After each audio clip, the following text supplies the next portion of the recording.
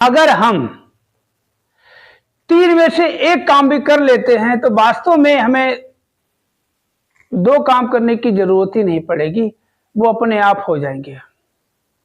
करने की जरूरत नहीं होगी, अपने आप हो जाएगा। तो ये कौन से काम तीन हैं और उनमें से कौन सा ऐसा काम है कि एक काम करने से बाकी के दो काम बचे अपने आप हो जाएंगे? तो वास्तव में सभी के हो जाएंगे और आप सभी जानते भी हो, मगर कहते हैं हम ऐसा कर नहीं पाते हैं। और अगर हम ऐसा करने लग जाएं तो वास्तव में हमें कुछ मांगने की जरूरत भी नहीं पड़ेगी। जिंदगी में कभी भी अपने लिए कुछ मांगने की जरूरत भी नहीं पड़ेगी अगर हम चाहें तो अपने आप को निस्वार्थी बना लें। मगर ऐसा होता नहीं है, हम सभी में स्वार्थ छुपा होता है। चाहे कुछ भी काम करें, कुछ भी करें, स्वार्थ पहले आता हमारा सामने। सबसे पहले हम स्वार्थ को रखते हैं। सबसे पहले हम अपनी, वो कहते हैं कि अपना जो हमें कुछ करने से कुछ प्राप्त होता है, जैसे कोई हम काम करते हैं तो उसके बदले धन मिलता है, तो सबसे पहले हम धन की बात करते हैं, भैया कितना मिलेगा, कब तक काम करना पड़ेगा। निस्वार्थी अगर हम बन जाए तो वास्तव में दुनिया में सुख के अलावा कुछ नजर नहीं आएगा। जहां जाओगे सुख ही सुख मिलेगा। जिससे भी आप मिलोगे उससे आपको सुख की प्राप्ति होगी।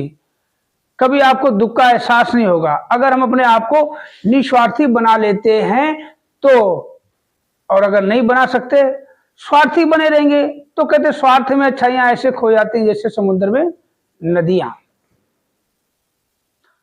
तो जब हम अपने आप को स्वार्थी बनाए रखेंगे तो जरा सोचो कि कहां से हमारा उद्धार होगा। तो इन तीन कामों में से कौन सा काम है, हम ज्यादा समय ना खर्च करते हुए आपको बता ही देता हूं। देखिए, सेवा, सत्संग, सिमरन, ये तीन काम ऐसे हैं जो हमारी जिंदगी का एक हिस्सा है। जरूरत है, ये हमारी ये जरूरत है। और कहते हैं ये बहुत ही जरूरत है। जिस तरह से कहते हैं कि सांसों की जरूरत है जैसे जिंदगी के लिए, सांसों की जरूरत है जैसे जिंदगी के लिए, वैसे ही सेवा, सत्संग, सुमरन भी जरूरी है जिंदगी के लिए। ये आत्मा का कल्याण करने के लिए ये तीन चीजें बहुत जरूरी है। मगर इन तीन में से एक काम अगर हमने निस्वार्थ भाव से कर लिया तो बाकी के दो काम अपने आप ही हो जाएंगे। अब आप जरा सोचो कौन सा ऐसा काम है। अगर हम मान लो, अगर हम सेवा, यही काम है। अब बताता हूं, सेवा अगर हम हर कुछ भी काम मिलता, अभी मैंने बहुतों के बारे में सुना, बहुत संत महात्माओं के बारे में ऐसा ऐसा सुना है कि कभी भी उन्होंने बात को काटा नहीं। चाहे किसी संत ने बोला चाहे किसी बहन ने बोला, चाहे किसी ने बोला हो, सत्य वचन माना और कर दिखाया उसको।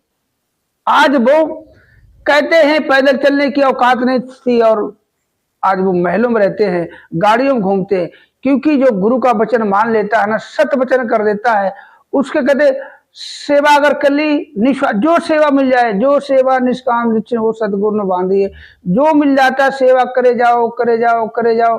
अरे ये कहो कि सौभाग्य हमारा ये जो हम इसके लायक बने, ये जो सेवा मिली है इसके हम लायक बने। हमें कौन पूछता है दुनिया में?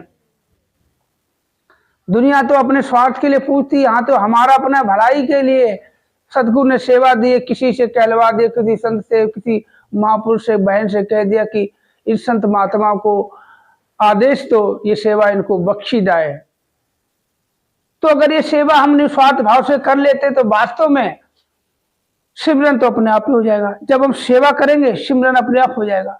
सिमरन कर लिया तो सत्संग तो वैसे ही हो जाएगा।